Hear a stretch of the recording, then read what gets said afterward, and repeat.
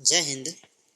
इस वीडियो के जरिए फिर से सामान्य ज्ञान और सामान्य विज्ञान के 10 महत्वपूर्ण प्रश्न को देखेंगे, जो अगर आप किसी प्रतियोगी परीक्षाओं का तैयारी कर रहे हैं तो ये वीडियो सभी प्रतियोगी परीक्षाओं के लिए महत्वपूर्ण होने वाली है।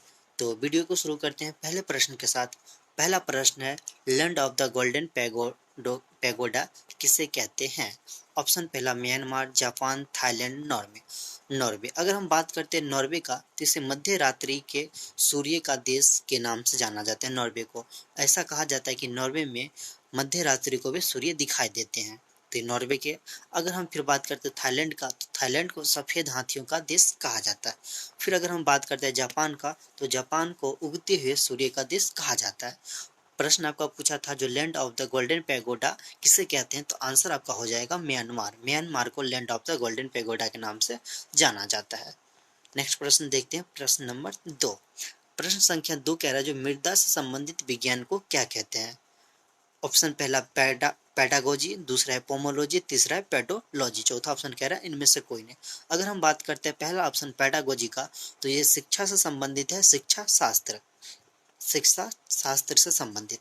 अगर हम सेकंड ऑप्शन पोमोलॉजी की बात करते हैं, जिसमें हम फलों के बारे में अध्ययन करते हैं, यानी कि फलों के अध्ययन को पोमोलॉजी कहते हैं। आपका प्रश्न था जो मृदा से संबंधित विज्ञान को क्या कहते हैं, तो इसका आंसर हो जाएगा पेडोलॉजी, यानी कि मृदा विज्ञान कहते हैं। नेक्स्ट प्रश्न पे चलते हैं। अगला प्रश्न है प्रश्न संख्या 3, कपड़ा धोने की मशीन किस सिद्धांत पर कार्य करती है? ऑप्शन पहला विस्तरण, अपकेंद्रीकरण, अपोहन, इनमें से कोई नहीं। तो इसका जो आंसर हो जाएगा कपड़ा धोने की मशीन किस सिद्धांत पर, तो अपकेंद्रीकरण, यानी कि सेंट्रीफ्यूगेशन के ना सेंट्रीफ्यूगेशन, अपकेंद्रीकरण। कपड़ा धोने की मशीन किस सिद्धांत पर कार्य करती है, तो इसका आंसर हो जाएगा अपकेंद्रीकरण। नेक्स्ट प्रश्न देखते हैं, प्रश्न संख्या 4 कह रहा जो हुमायूं का मकबरा कहाँ स्थित है? ऑप्शन पहला दिल्ली, आगरा, जयपुर।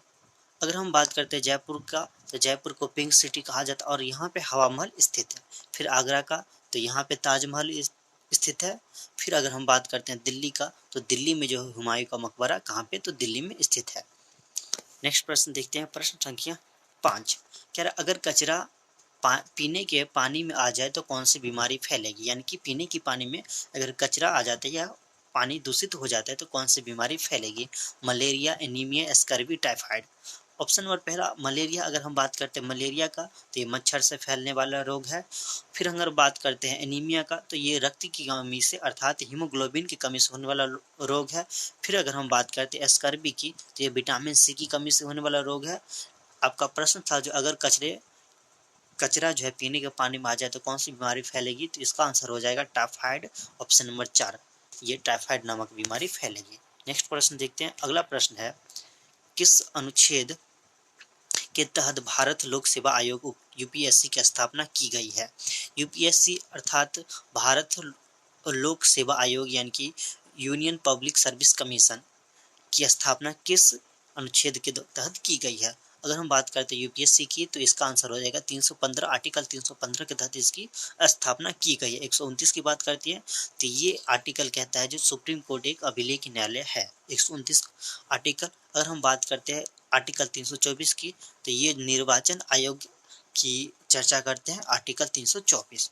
नेक्स्ट प्रश्न देखते हैं, प्रश्न संख्या 7 कह रहे जो साहित्य अकादमी पुरस्कार भारतीय कितनी भाषाओं में दिए जाते हैं, यानी कि कितनी भारतीय भाषाओं में दिए जाते हैं साहित्य अकादमी पुरस्कार? 20 में, 22 में, 24 में।